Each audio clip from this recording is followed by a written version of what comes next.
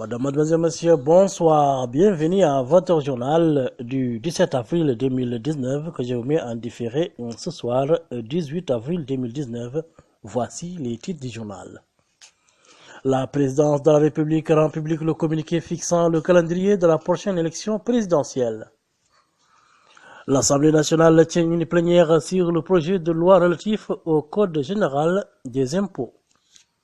Journée nationale sur la restitution du rapport de la Commission nationale de l'initiative pour la transparence dans les industries extractives pour l'exercice 2016.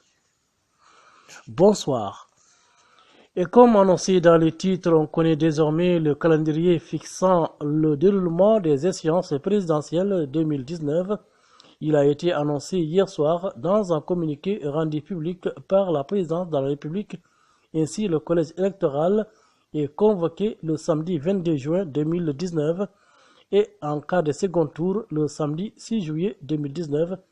Les membres des forces armées et de sécurité inscrits sur la liste électorale voteront le vendredi 21 juin 2019 et en cas de second tour le vendredi 5 juillet 2019.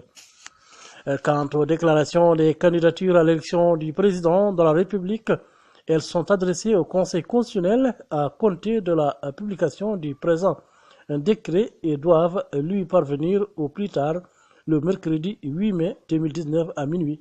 Le Conseil constitutionnel statue sur la régularité de la candidature et en donne récépissé.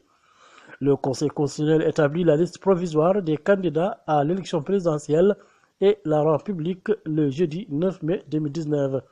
Le droit de réclamation contre l'établissement de la liste provisoire des candidats est ouvert à toute personne candidate. Et les réclamations doivent parvenir au Conseil constitutionnel le vendredi 10 et le samedi 11 mai 2019. Il statue sur les réclamations dans les 48 heures qui suivent sa saisine. Le Conseil constitutionnel transfère la liste définitive des candidats au gouvernement qui en assure la publication au plus tard le mercredi 22 mai 2019. La campagne électorale sera ouverte le vendredi 7 juin 2019 à 0 heure et close le 20 juin 2019 à minuit. Le scrutin sera ouvert à 7 heures et clos à 19 heures. Les opérations électorales relatives à l'élection présidentielle seront exécutées par la Commission électorale nationale indépendante CENI. Le Conseil constitutionnel proclame les résultats définitifs du scrutin. Le présent décret sera publié suivant la procédure d'urgence et au journal officiel de la République islamique de Mauritanie. Au courrier de la présidence, le président de la République, son Excellence Mamadou Abdelaziz, a adressé un message de félicitations à Emerson Mnangagwa, président de la République du Zimbabwe, à l'occasion de la fête nationale de son pays. L'Assemblée nationale a tenu hier ou avant-hier une séance plénière consacrée à la discussion et l'adoption du projet de loi relatif au Code général des impôts. Le gouvernement le gouvernement a été représenté à cette plénière par le ministre de l'économie et des finances, Mokhtar Ould-Diaye, qui a indiqué que le présent Code général des impôts remplace l'ancien qui est demeuré statique malgré l'évolution introduite dans la législation financière. Démarrage avant-hier à Nouakchott de la journée nationale destinée à réconcilier les chiffres et les volumes. Cette rencontre a été également marquée par la restitution du rapport de la Commission nationale de l'initiative pour la transparence dans les industries extractives pour l'exercice 2016. Notre ambassadeur en Angola, son Excellence Mohamed Ould Mekhala, a remis avant-hier ses lettres de créance au président de la République d'Angola, João Lourenço, en sa qualité d'ambassadeur extraordinaire et plénipotentiaire de la République islamique de Mauritanie auprès de la République d'Angola. Le nouvel ambassadeur a ensuite eu une entrevue avec le président angolais à qui il a transmis les salutations du président de la République, son Excellence Mamadou Abdelaziz. Le président angolais l'a à son tour chargé de transmettre ses salutations et sa considération au président de la République.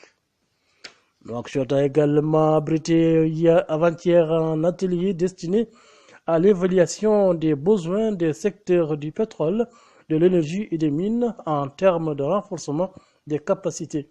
La rencontre est organisée par le ministère du pétrole, de l'énergie et des mines en collaboration avec la société Shell. Sur quoi ont porté les échanges, l'élément de réponse après ce journal. Le Centre national de cardiologie bénéficie d'un lot d'équipements médicaux offerts par la société Coca-Cola. Le don a été remis au secrétaire général du ministère de la Santé par l'organisation de bienfaisance MedChar.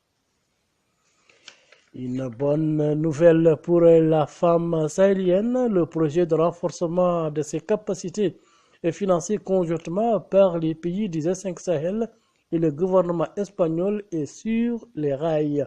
Il a été lancé officiellement hier au cours d'une cérémonie à l'ambassade du Royaume d'Espagne. Ce projet va soutenir la participation des femmes dans l'espace du Sahel. Enfin, suite des travaux de l'atelier sur le rôle des services publics d'emploi dans le déploiement des politiques migratoires de leur pays, les participants ont échangé sur les problématiques de la migration, du travail de façon générale et les législations en la matière. Madame, Mademoiselle, merci de nous avoir écoutés. Passez une excellente fin de nuit. Au revoir.